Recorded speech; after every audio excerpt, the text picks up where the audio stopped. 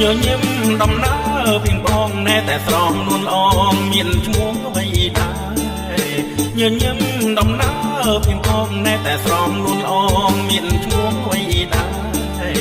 រឹករៀងពិតសំស្រីខ្មែរភ័ក្រដូចនួនខែស្រស់ណាស់កល្យា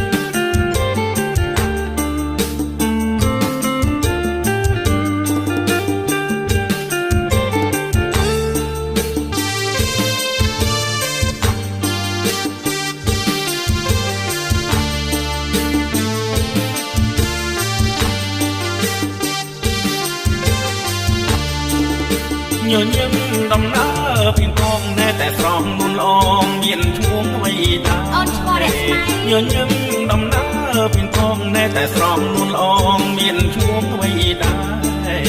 រឹករៀងពិតសំស្រីខ្មែរភ័ក្រដូចនួនខែស្រស់ណាស់កល្យា